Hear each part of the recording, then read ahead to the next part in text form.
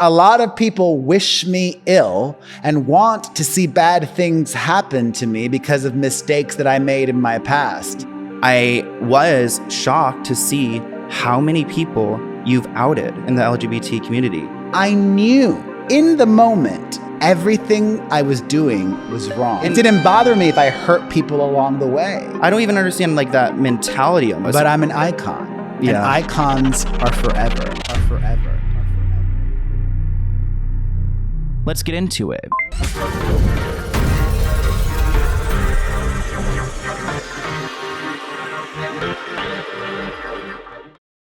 Welcome back to the Let's Get Into It podcast, hosted by me, Sloan, where we talk about the dark side of the Hollywood industry and we confront controversy.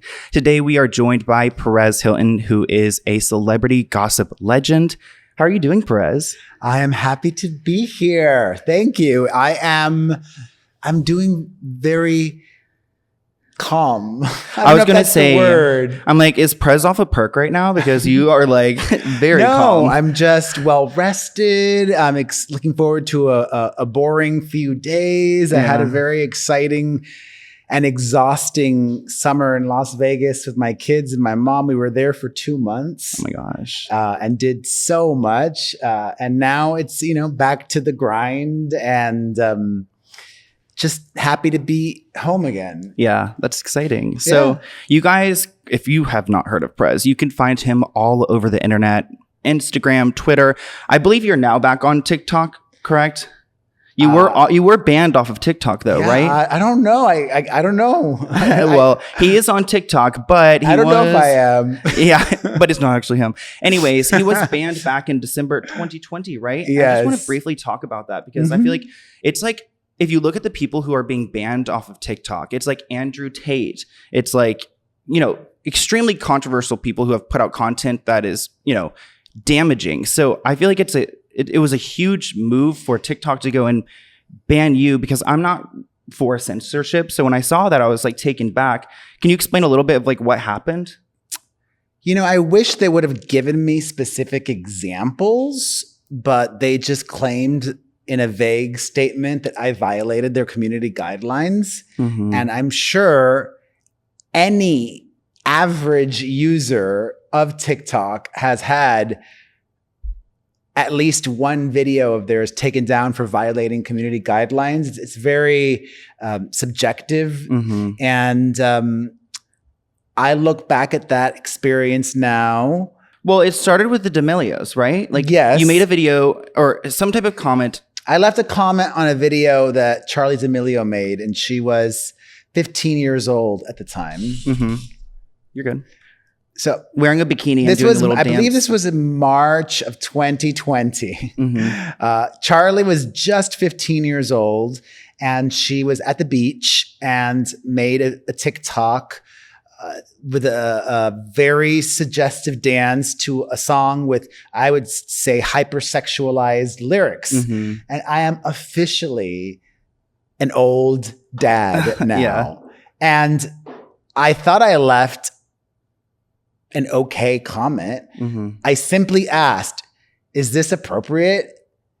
And I think TikTok was a very different place back then. It was a lot younger skewing, and she was the most followed or close to being the most followed person on TikTok, and her fans, then I turned into their enemy and they started to just report every single one of my videos. And they used to have these things called fairy comments where they would leave like the most disgusting comments to me, like death wishes and things like that. But I look back at that now with the whole time on TikTok. It was a lot of fun. And I definitely made mistakes. And I definitely regret a lot of things. But a lot of folks probably remember me crying about being banned from TikTok. And I would say that was not the reason really for me crying. It wasn't the cause, it was a symptom. Mm. And underneath that was a lot more that I was dealing with. I was dealing with severe depression then. I mean, we have to remember, December 2020, we were still in peak pandemic times. Yeah. I have 3 children, and I had been dealing with a lot that year, from homeschooling to my mother's health issues to carryover from 2019 that I never even processed with her long-term boyfriend who lived with us dying. And you had 1.6 million followers on there. So it wasn't like it was like a little old account. Like, this was something that you did well on, and you grew on, and you almost like gained a new type of fan base. I don't think it was the right decision, but at the end of the day, any platform can ban anybody for any reason. Yeah. Even on YouTube, for example. YouTube is your big platform, right? Mm-hmm. Let's say, and YouTube has said they can and may and could do something like this. Mm-hmm. You don't violate any YouTube policies. But if you do something, let's say on Twitter, if you tell somebody to kill themselves on Twitter, YouTube could ban you on YouTube for what you said and did on Twitter. Yeah. I don't think that's appropriate. Yeah. But they have the right to do that. And they have that in their bylaws. It's in the YouTube community guidelines. That's just why, how things are. And censorship is so scary, because these companies, like, they pretend they act as if they're a moral authority in the situation, and they deem what's appropriate, what's not. And they should be, privatized in a way that, like, it doesn't have a domino effect where you're just removed off of everything just because you violated the rules on one. That is what can happen. Yeah. That is the reality of the situation in this day and age. But, if there was anybody that was unhappy with me in 2020, I would like to apologize to them. I've learned a lot from that experience, and since then, and I think I am a better person because of it all. I would say there's probably people from every year that you could apologize to. Yeah. However, I would say I don't expect forgiveness, nor does it even matter to me, because I feel like I have redeemed myself. I have forgiven myself, which is a lot more healing or powerful. I am at peace. Yeah. And I am living a happy and healthy life. And I know that rubs a lot of people the wrong way. A lot of people say, oh, I want karma to get him. Like, a lot of people wish me ill and want to see bad things happen to me because of mistakes that I made in my past. Yeah.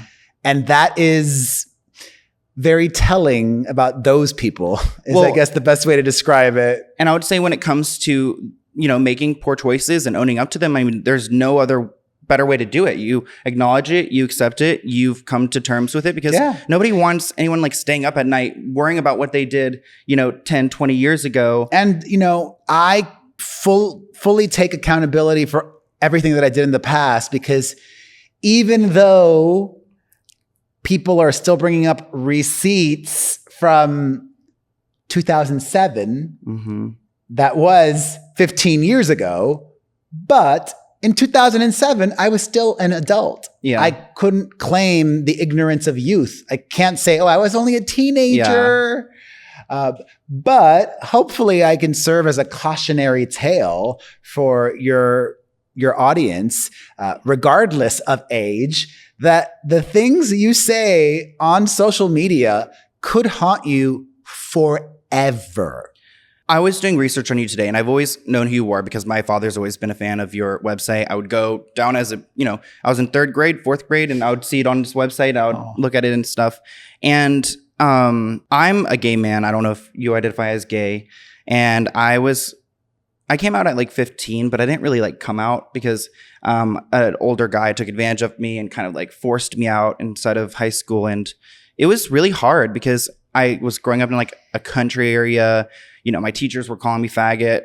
I wasn't able to get a driver's license because the guy said I drove like a woman and I was a pussy and all these things. So I was subjected to so much hate because of this one like guy who selfishly wanted to have me and wanted to publicly, I guess, expose me. And so, and I'm not trying to argue with you because I don't think that you need to argue because I think you're at peace and you're at terms of everything that's happened. But I was shocked to see how many people you've outed in the LGBT community.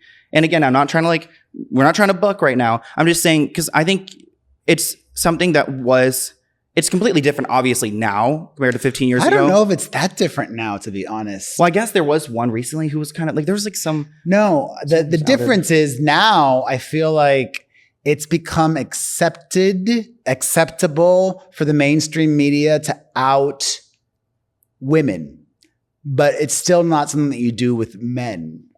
But like Kristen Stewart, for example, when she started seeing women, the mainstream media was talking about it. And there have been other instances. It seems more acceptable and norm to do that. I mean, even recently this year, there was the whole Rebel Wilson incident down in Australia where a reporter was going to be talking about her new relationship. But back in pre-2010, when all of these happened with me,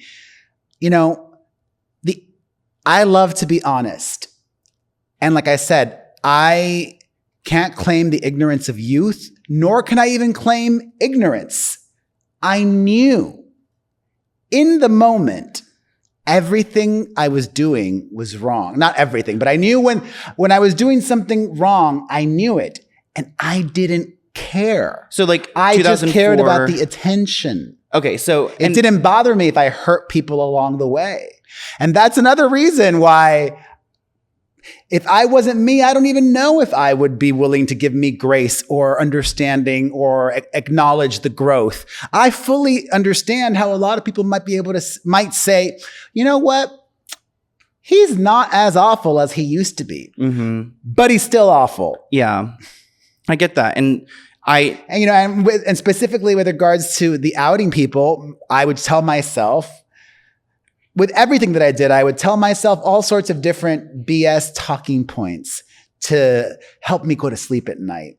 So with that, I would say, well, I'm just talking to my readers like I would talk to my friends. And I get that. I feel that way with my platform as well. It's almost like sometimes I do it and I don't even really feel like the implications of it all, because I am still clicking together how many views or how many people actually go and see these posts. So, and thankfully I learned the lesson eventually. You shouldn't say everything you think, and not everyone learns that lesson. Yeah. Look at Donald Trump.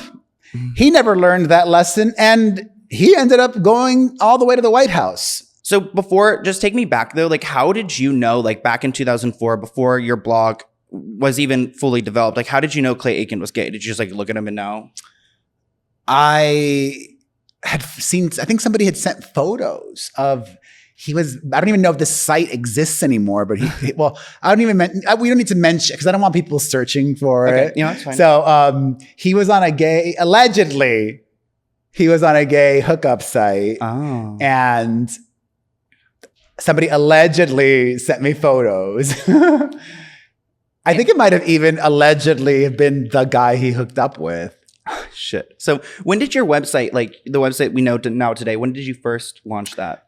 I started, really even before social media. It was September 2004. Okay. So then it was before. It was MySpace era. It was literally the same month or within a couple months of Facebook launching. There was no YouTube or Instagram or TikTok or Snapchat or any of that. I started on this platform, which I think still exists, called Blogspot or Blogger. Okay. Rosie O'Donnell used to have a blog on Blogspot as well, which she used to write poetry on. And it made it easy because I'm not a tech savvy person. If having my own blog would have been difficult, I probably would have never done it.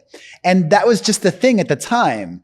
If I was 20 years younger, I probably would have been a TikToker or whatever the new thing is, Well, you kind of are. I mean, your Instagram reels are doing really great. Thanks. So I don't want to beat a dead horse with this topic. I kind of want to move on to the next one, but I just want to briefly go through. So when it comes to Lance Bass, Neil Patrick Harris, Anderson Cooper, you've said things that have suggested their sexuality and such. Do you feel remorse for that? Oh, absolutely. I feel not just remorse, I feel regret and shame. And that's something that it will be a stain on my life. Yeah. Even after I'm dead. When it comes to Lauren from Fifth Harmony, you were quoted saying back in 2016 that you don't feel bad for that one. No, because I don't view it as outing her. Yeah. I never speculated on her sexuality. You just like shared a photo that was circulating. Yeah, and I said, why are her fans making a big deal about this? Like, it could have just been, I didn't know a backstory. I didn't know it was her girlfriend. Mm-hmm. I'm like, it's just her and another girl kissing, and they're at a wedding. Like, it's no big deal. Yeah. Like, I had no intention of outing her. I didn't view it as outing her. I didn't know it was her girlfriend or anything like that. And I guess it's easier for you to mentally look at it that way because when you were outing like kind of the other people, you knew. Yeah, I had information. Here you weren't like, running around saying like she's a lesbian or, gay or however she identifies. So back in 2016, Angelina Jolie threatened to sue you over your coverage of her divorce with Brad Pitt. I don't remember the details, but I do remember her lawyer sent me a letter. Yeah, like a cease and desist, probably something like along those lines. I don't even know it was a cease and desist. It was some kind of letter. And I got real testy over that. I'm like, I have been a huge supporter of Angelina Jolie. How dare you send me this letter? So when you posted your reply back to the lawyer, I don't really even care to talk about the Angelina or Brad situation. I was really interested in your reply back to her because you mentioned Brian Friedman. Are you still working with Brian Friedman? Yeah. Why? Have you like done any research into him? No. He's been my lawyer for like over a decade. I know. We were actually just protesting at his office like a few weeks ago. He's Jamie Lynn Spears' lawyer and he's Diplo's lawyer, and it seems like he's got a certain type of clientele that he is good at protecting. Well, good. He's my lawyer. I know. Well, he has been able to cover up his alleged rape that he raped a woman back in the 1980s, towards the end of 80s, which that story will be broken out. It's alleged. But I just was like shocked when I saw his name because I was looking through just stories of you this morning. And when I saw Brian Friedman, I was like, holy shit, this guy is like going to be the next big thing from what I've heard. But just want to see. Well, I had never heard He's done of you that. well, though. Yeah, he has. I'm sure he can make things go away, I'm sure, too. Like, the guy scares me a little bit. So, well, I mean, even saying allegedly, I mean, even an alleged rape accusation can get you in trouble. Yeah, I mean, because the thing is, what I've learned, unfortunately, the word alleged does not absolve you. Here's why. At the end of the day, the person with the most money wins. Yeah. Because somebody can sue you just to break you. Somebody could sue you even if you're right, because they know they can out-lawyer you. And it'll cost you so much money to fight that lawsuit. And there's not a lawyer that's going to represent you for free in a situation like that. Yeah. So that is unfortunate. Has that happened to you where someone has tried to come after you? That's why I had to make settlements. Yeah. Yeah, I've seen like a little bit of those. Who was like the most difficult person? I mean, can you even speak about these cases? No, it's all confidential. You know, that's part of the settlement agreements. Yeah.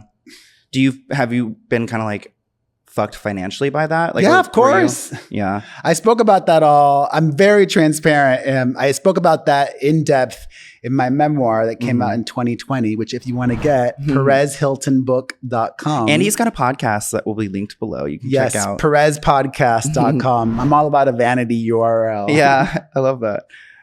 So let's go back in time a little bit to the early 2000s, because that's where a lot of people like believed you popped off. I mean, you said you've been doing this for a while, but like back then, I think at some point you were getting like 8 million hits a day is what I was heard. an it girl. Yeah, you were the it girl. I mean, you were up on my dad's website. Like I was over in Virginia, like you were everywhere. So when it comes to like misogyny, a lot of people have labeled you as a misogynist because of your coverage of like Britney Spears and Lindsay Lohan and Perez Hilton and things like that.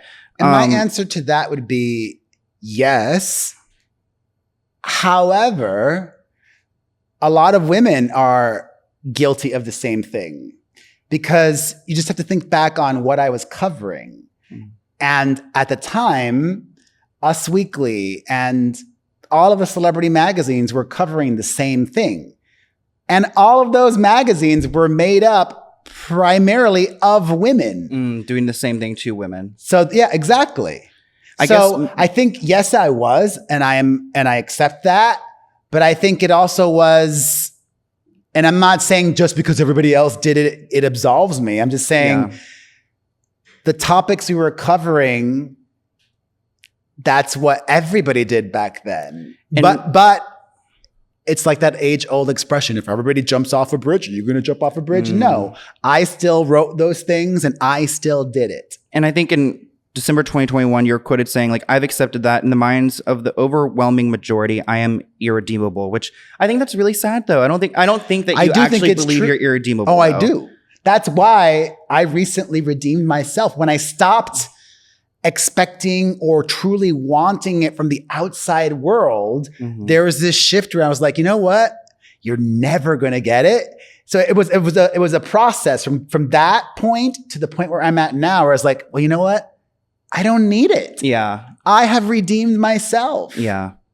So I think when we're looking back at the early 2000s, when we see like maybe the contrast between your posting and some of the publishers who were posting about the same stories, I think not even publishers, but even television. Yeah. I mean, that infamous Diane Sawyer interview was included in that Framing Britney Spears documentary. So many, quote, problematic clips from The View. Yeah.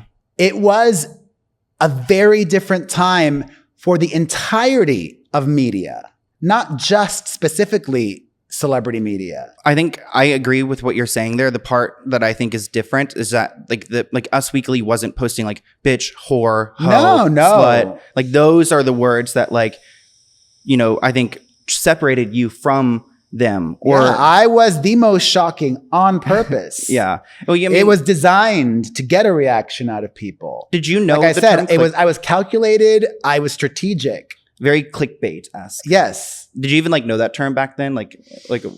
Yeah. I mean, I don't even like that term. For me, it was more trolling. Like, no, not trolling. I never trolled. Who was the one that said you're like the biggest troller? Her name was like Mila Kunis. Yeah, Mila Kunis. Yeah, she said you were like a huge troll. That was flattering. Yeah. I invented trolling, she said. Yeah.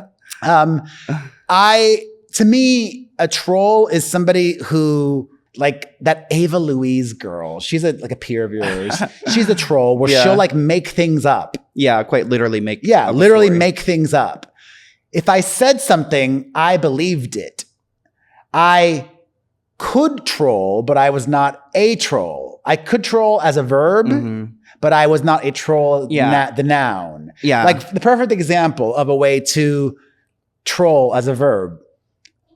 Sometimes, and I think this is just silly, lighthearted fun. Like there was a period of time there where Kim Kardashian was posting tons of naked photos on Instagram.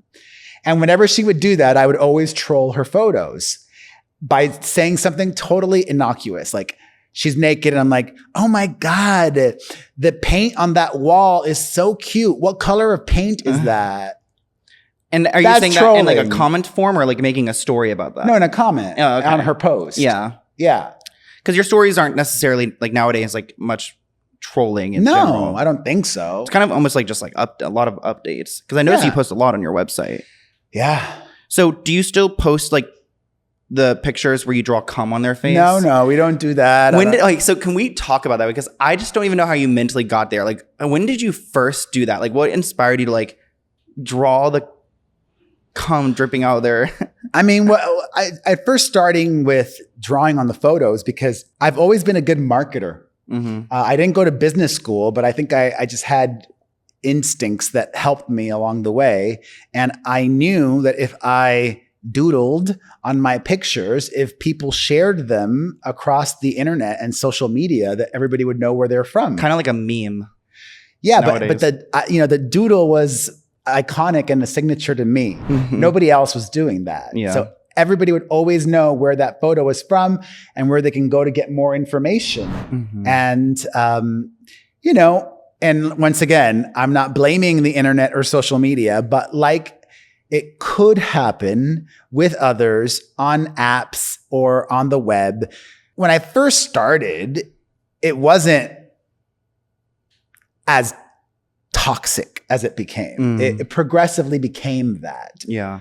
So So when you were first drawing the cum, were you kind of like doing it in a lighthearted way, and then it became kind of like it was not even lighthearted. I'm like, this is so stupid, and it made me laugh.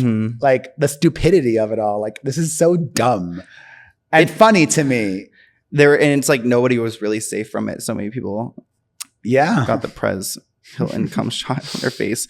So let's talk a little bit about Britney Spears, because Britney Spears has been a big part of like my career on YouTube. I kind of started with talking about the Free Britney movement, and then I've grown into other topics and gone from there. I think you've alluded to this earlier on when you said that you just like liked the feeling of like getting the attention for posting these things. But my question is like, do you have like a deep hatred for Britney Spears, or did you just love the attention you got from making those stories? I never hated her. Even when I was hypercritical, I was always justifying it by saying, well, this is what a lot of people think. Yeah. Same with Diane Sawyer when she was interviewing Britney in that infamous interview, and she brought up the driving with the child on her lap without a seatbelt. You know, she shared thoughts that a lot of other people held. It's easy, though, to forget that and give me a lot more power than I ever had. Did I make things worse for Britney Spears? Yes. But am I responsible for her being in a conservatorship? No. Britney Spears has severe mental health issues. Do you still make fun of those nowadays, or do you make fun of what? I don't know. I took a quote from an article. He called her a bad mother, criticized her appearance, and made repeated. Yeah, but you don't do that anymore. No. Yeah, because I saw you just recently covering the drama with her children, and things like that, which I want to talk about in a second. But I have to mention, I have to like know where your mind was when Heath Ledger died, and you made a shirt. I didn't make a shirt. Then that it doesn't make things better, but okay, yeah. I didn't make a shirt. Did you mock up a shirt or something? No. Here's what I did. Back in the day, I purposefully wanted to upset people. So I had this ongoing series that I used to do called If You're Easily Offended, Do Not Click Here. So I would purposefully link. Like a column of like random stories that you would. It was always an article with no photo. It was just an invitation for crazy people to click on the link and see what the most offensive thing of the day was. Yeah. So I linked to a t-shirt that somebody was selling. Oh. So I wasn't selling. You didn't like sell it and make No, I didn't make it. I didn't sell it. I linked to it purposefully trying to be offensive. That was the whole point. Yeah. And it definitely was offensive. Yeah. And that's kind of gotten it kind of sucks at how it's like now. Yeah. Because now when I looked it up this morning, they sourced it as your work, you know? Yeah. No, that's not true. Yeah. There's so much out there just about you in general. Like just, it's crazy the amount of press that you've had for, you know. Well, I've been doing it for nearly 20 years now. Yeah. So what do you think about the situation right now with Britney's children? So the children have just done a 60 Minutes with Kevin Federline, and they're supposedly speaking out against their mom, and now Britney's speaking out against them. I think. Do you think the kids are just? Because you said for years how bad Britney was as a mother. I think everybody should believe everybody, if that makes any sense. I think there's some truth to every side, you know. I think, you know, when we hear from Britney, we should believe her. And I also think if we're going to extend that grace to her, we should extend that same grace to her children. And it's been very interesting to hear and see the response to Jaden, her son, speaking out, and seeing all these Britney fans name calling her son and not believing him and all of that. I think you can believe both. And the truth is maybe on one side or the other, or perhaps the truth is somewhere in the middle. Or they both have that same truth and they just view it differently. Yeah, different perspectives, life experiences. So when you were back then, like, you know, claiming that she was a bad mother, take away her kids. I mean, I found actually, you know what I did? I went to your page today and I looked up like Britney Spears articles, and I would go to like the URL and I'd type in like page 400 to take me back to like 2007. Long time ago. Yeah. Yes. Like hundreds of pages of stories. And I found a few just like in July 2007, you went so hard on her. It's like almost every article, bad Britney, take her kids away. Doesn't Britney behave like a woman that has severe psychological issues? I think this bitch is totally bipolar and she's manic. So as like, did you And it's fine if you like, I feel like a lot of the things you've said in the past, like you said it because shock value, whatever. Did you actually feel this way in this moment that Britney was like a terrible mother and take away her kids? I did.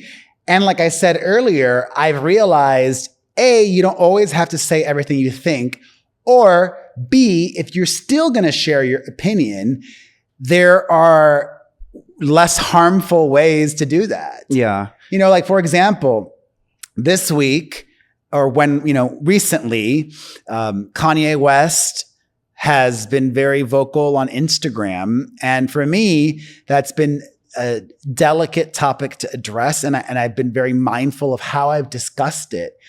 Not to toot my own freaking horn, but I think I've done a better job than your average person, because there's so many people saying things like, oh, Kanye is crazy. He's so crazy. But using that C word as a real negative when, Kanye has mental health issues, and people speculating about his mental health. Like, I don't know if he's having a mental health breakdown right now. I don't know what he's going through. I don't know if Kanye is, quote, off his meds. Mm-hmm. Do you know if he's off his meds?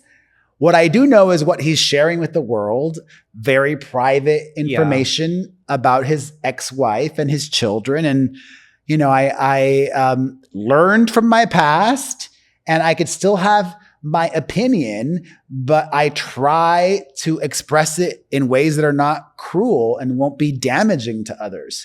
And like I said, sometimes I'll still make mistakes. I'm not perfect. I'm human, but I put more thought into things now. When did you have that switch? Because I would say back in 2010, you posted a video, October 2010, you posted a video titled, I'm going to be doing things differently. And a lot of the comments were like, he's back to his old nasty ways 3 days after this video was posted.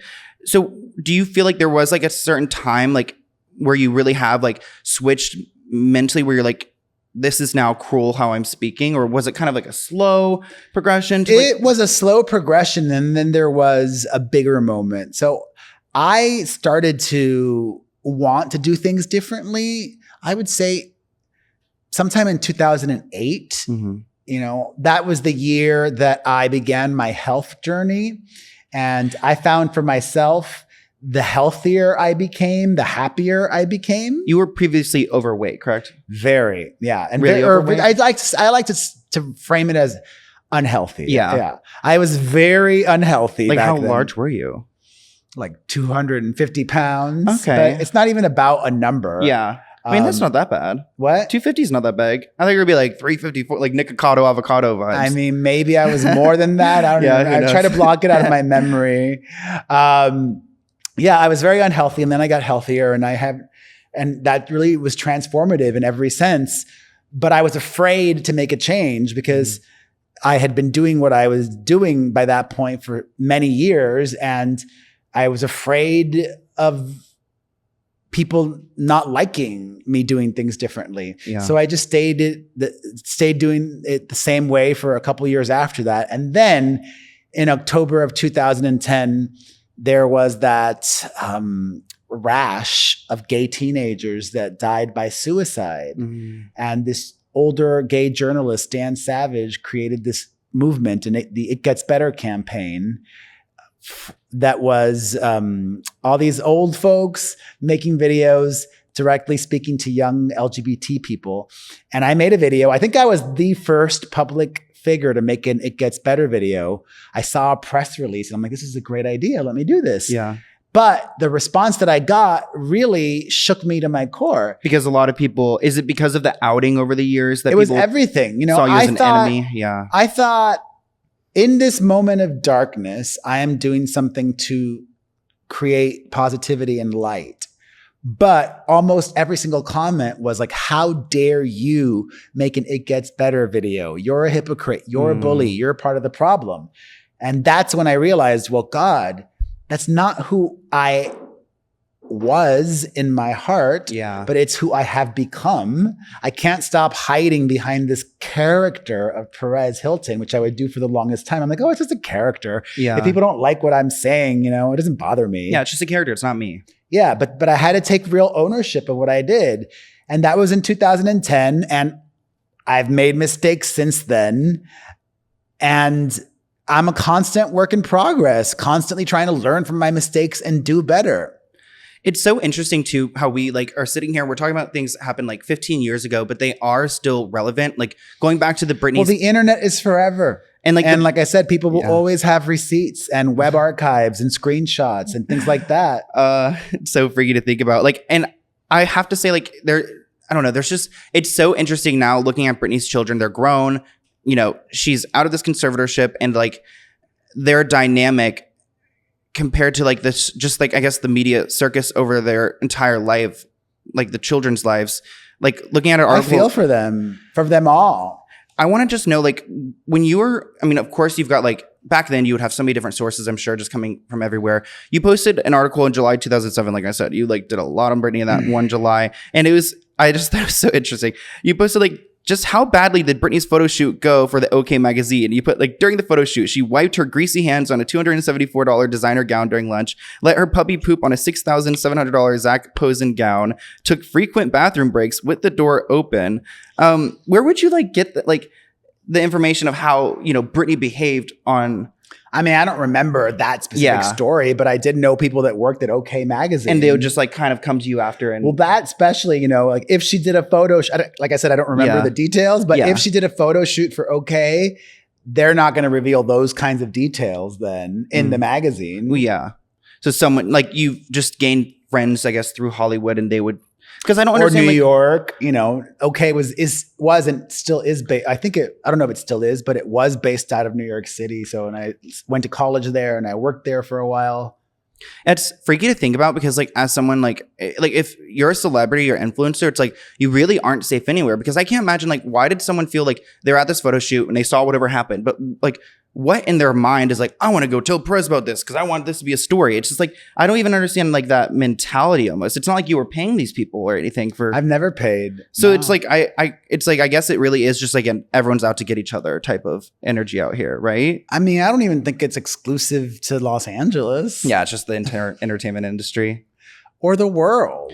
Well, that article, you ended it with, take her children away 5 times, bolded. So you ultimately got what you, or I don't know if you wanted this, but you know, it happened, and now her children and her have like, doesn't seem to have much relationship at all. But now that they're grown and everything, do you like, I guess deep down you'd wish like the best for them, right? Of course, for all of them. Yeah, you're not like, fuck them and the kids or whatever. No. So I want to talk a little bit about Miley Cyrus, but before we do, let's talk about Flop Tina, because you gave Christina this nickname back in, I think it was 2010. I gave her a few. Yeah. There were many. Are you cool with Christina Aguilera? I mean, I wouldn't say we're cool, but I've apologized many times in many ways to her, and she's addressed that. Yeah. She talked about it with Andy Cohen once, and I don't remember exactly. What do you apologize for, though? Just the name calling, or it was more than a name calling. It was like a straight up hate campaign. And a lot of people like believe that what you did there like was very impactful on her career. I guess specifically, a lot of people like started to shift their perspective of Christina through the postings you've made. And I guess like I saw, goes back to what I said too. You know, like the power of words. I didn't say that, but like, you know, what you say can not just hurt you, obviously, and hurt you for the rest of your life, but it could really hurt other people. And I saw that, like, and I don't know if this is a conspiracy or what, but someone said that you were friends with Lady Gaga at the time, and you were helping like tarnish Christina to help boost Lady Gaga. Is there any like truth to that at all, or? Yes. Oh no, I thought you were gonna be like, no, that's a complete conspiracy. I mean, she didn't explicitly say, I want you to write negative stories about her, but she would call me complaining about Christina Aguilera, and Christina's copying me and this and that. And, yeah, you know, we would talk on the phone all the time and see each other in person all the time. And in my misguided way, that is how I was, quote, helping my friend.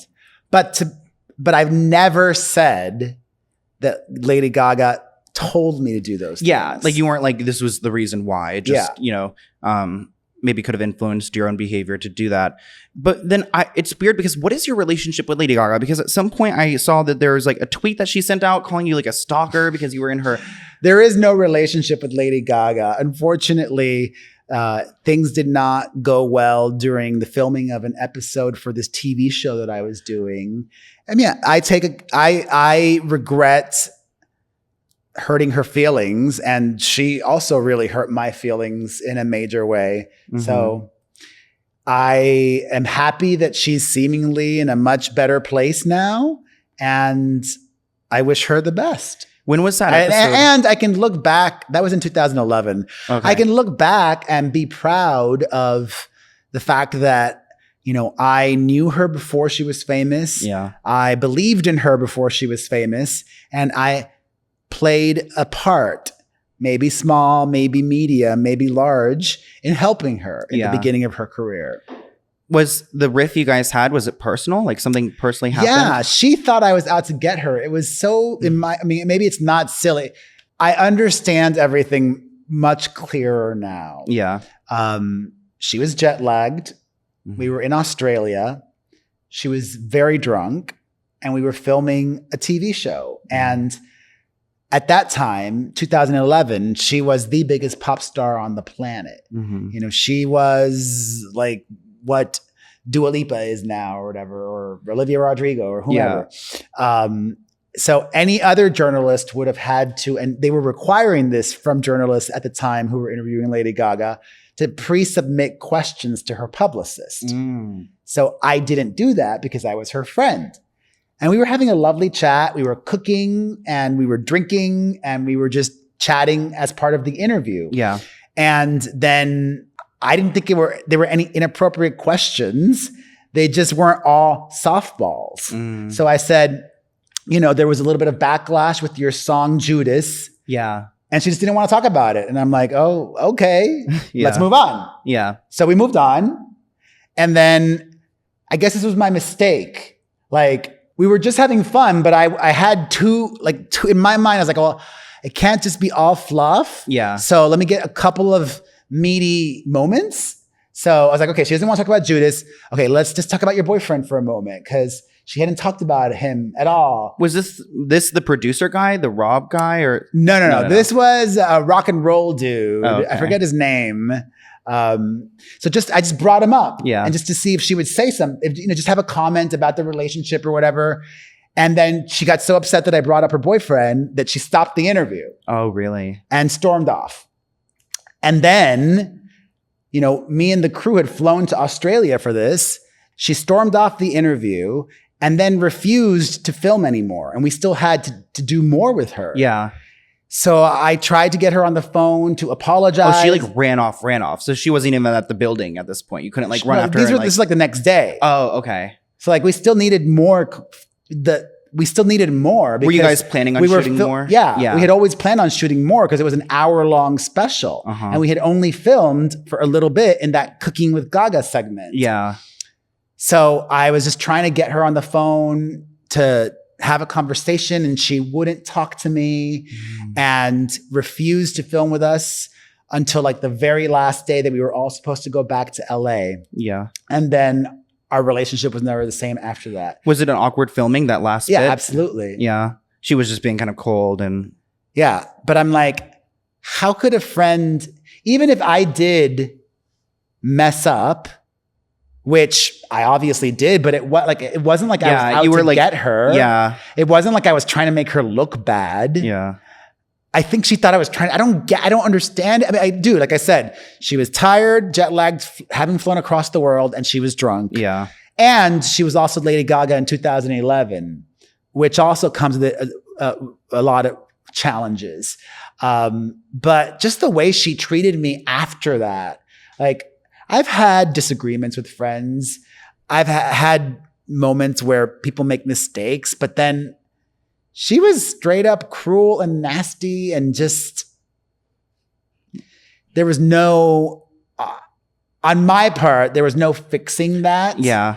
And there was clearly no attempt on her part either. Mm-hmm. And that was pretty much the last of it. And that was that. Yeah. Did 2011. Did you feel some type of way after that? Like, did you cover Oh her yeah, I differently? was angry and Did hurt. you like cover her like spitefully on your page? Kind Probably, of yeah. And this was after my change, but I was still human and I was still bitter. It's like a marriage that doesn't work out, especially if you feel like you're the wronged party, if you're the wife that has just been screwed over by the husband. Yeah. I think it's natural to feel resentment and bitterness. But now I'm at a place where, like I said, I look back on the happy times and I'm happy and fond memories only. Yeah, and you can humanize her in some ways by saying, you know, she probably was, traveling, exhausted. And she was going through other issues as well, which she's spoken about at length.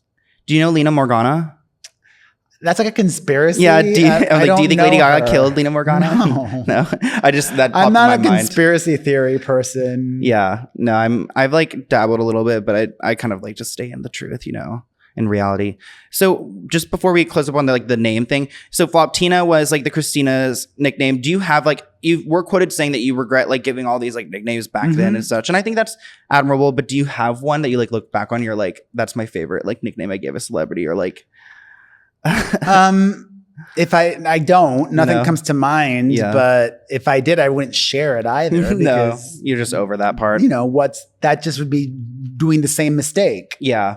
So I want to briefly talk about the 2010 Miley situation. So there was a tweet sent out from your page on a Sunday, the worship day, the holy day.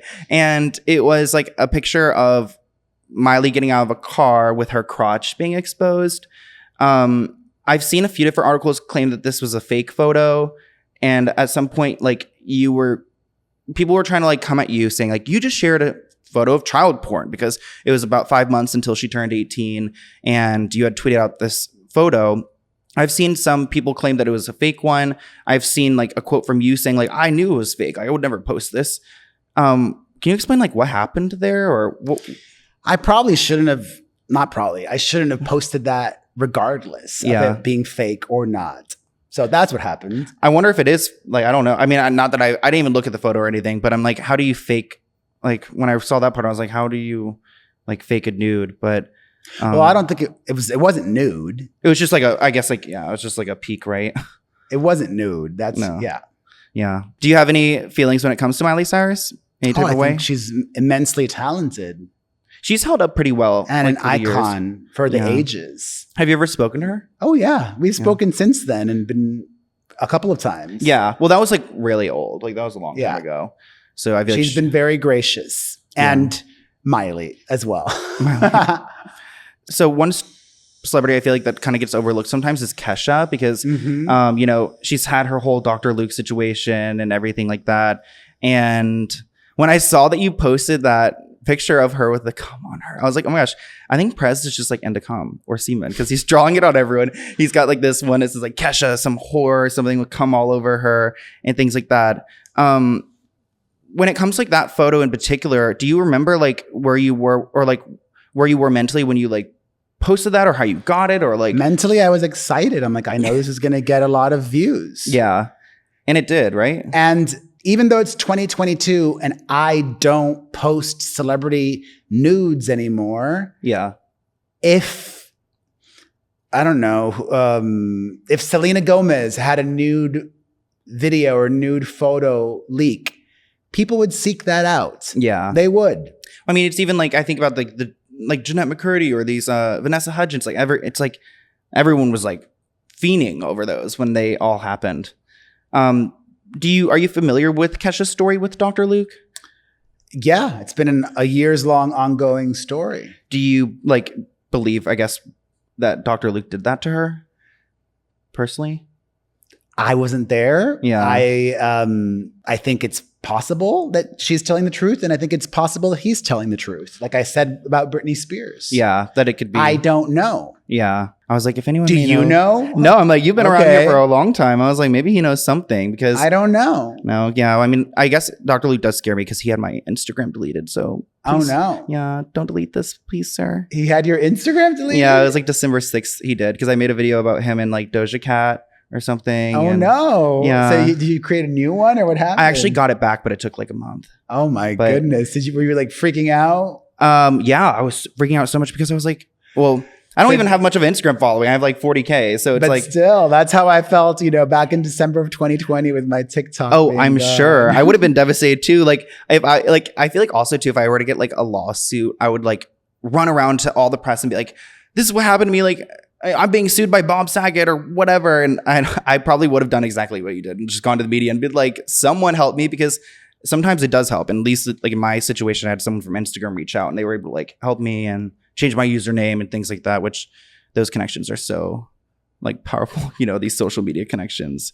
So when it comes to your career online in general, what do you see for your future? Are you going to continue, I guess, with the reels, with the podcast? Do you have any? You had a book come out a few years ago, but I'm acting a lot more. So I did 2 movies this year. I'm really very excited about that. Are you able to share anything about like what they are? Yeah, both have been announced. Okay. I did a holiday movie called Forget About Christmas. It's an Italian-American Christmas movie. And I did a horror film. I don't think either of these, maybe the Christmas movie will come out this Christmas, but the horror film probably won't come out this Halloween season. It's a slasher film. Oh, okay. And that's called Bad Connection. And I would love to do more acting. It's a real full circle moment for me because I went to college for acting. Oh, you did? Where was that at? NYU. NYU. Are you from the East Coast? I'm from Miami originally. Oh, okay. I like Miami. I don't love it, but I like it. That's really cool though. Like, yes, I'm doing a lot more acting. I started a CBD company, so got to diversify. It's called mytrue10.com. If you want the best CBD out there, go to mytrue10.com. I do a lot of talking head stuff that pays, so that's good. Yeah. And random gigs pop up. I'd be down. I've done reality TV in the past here and there. I'd be happy. I would love to do more of that. Yeah. Trying to manifest opportunities. Basically, I just want to keep working.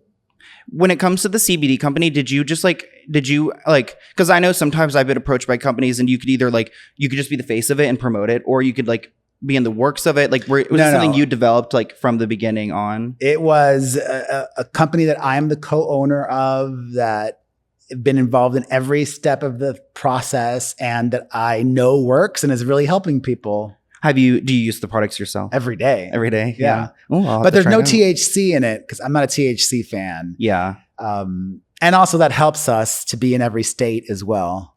Oh, yeah. True. Are you, you're not in stores though right now, you're just online? Just online at the beginning. And obviously the goal is to get it in stores like nutrition stores or even like a Walmart. But it's been very challenging. I like to be honest. There's so many things I did not know. On Instagram and Facebook, you can't advertise CBD. Even if there is no THC. I've seen that too. I've had issues with sponsorships too, where they demonetize the whole video just because they're you're showing how to sell drugs or how to buy drugs or use them, but you guys can use code Sloan for 20% off your price. No, I'm just kidding. CBD. Well, that's pretty much all I want to ask you. I think it's really impressive that a lot of people look at me sometimes, they're like, oh, you're the new wave of Perez, in some ways and stuff. And I think it's really important that you're still out here, you're taking responsibility. I don't think you're irredeemable, but I think it's amazing that you've accepted if you are, because what are you going to you're just not going to live your life. Yeah, I'm so grateful to still even be here. Yeah. And people are still you're still yesterday I was interviewed by the big morning show nationwide in Australia. Yeah. Listen, I like to keep it real. I had my it girl phase. I'm not an it girl anymore, but I'm an icon. Yeah. And icons are forever. Yeah. And I think, you've inspired a lot of people to, you've done this and you've built this whole empire from it. And I think for me too, it's inspiring because I never thought I would ever be in any type of entertainment, anything. And to see well, the key really, all you youngsters and old people too. I mean, the wonderful thing about social media and the internet is you might be able to luck your way into success. Some people just stumble upon virality, but you will not sustain success without an incredible work ethic. You have to put in the hours.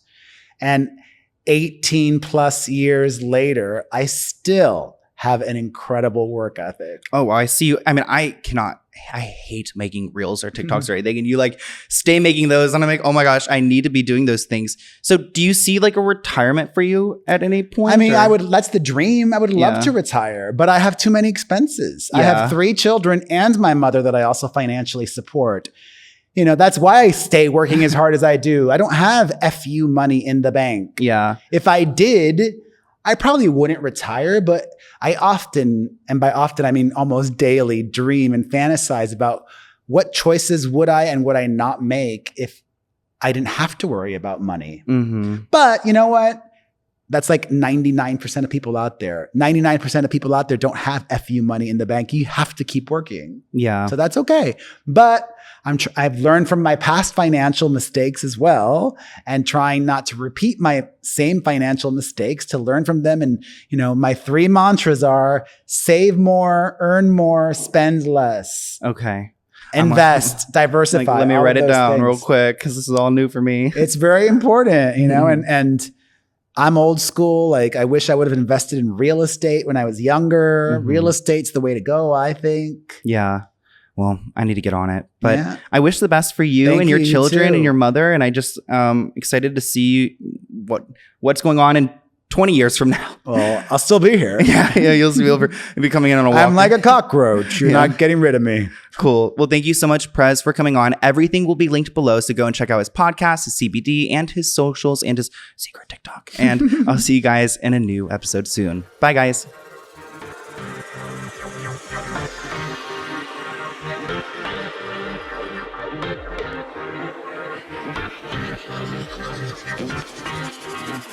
Oh.